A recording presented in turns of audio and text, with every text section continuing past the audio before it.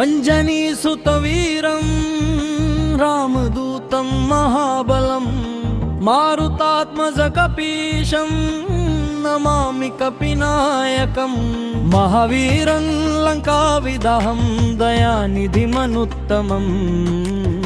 सीताशोकविनाशन्तं प्रणमामि पुनः पुनः। रामदूतं नमस्यामि धीरं भक्तप्रियं सदा राघवस्य प्रियं दूतं शरणं मे भवाञ्जने मारुतात्मजं नमाम्यहं वेगवानं महाबलं दुष्टनाशकरं देवं कपीशं नमाम्यहम्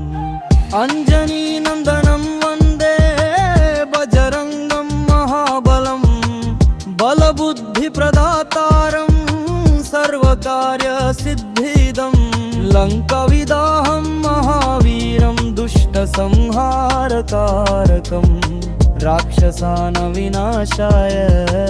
प्रणतोऽस्मि कपीश्वरम् सीताशोकविनाशन्तं रामभक्तं दयानिधिं सर्वदुःखहरं देवं वन्देऽहं मारुतात्मजं कपीशं कपिनायकं सर्वविघ्नविनाशकं भक्तानामभयप्रदं हनुमन्तं नमाम्यहम् महाबलं महावीर्यं सर्वशत्रुनिवारणं रामनामरसं पीत्वा मोदते यो महाकपिः रामदूतं नमस्यामि मारुतात्मजमव्ययम् भक्तानुग्रहकर्ता तं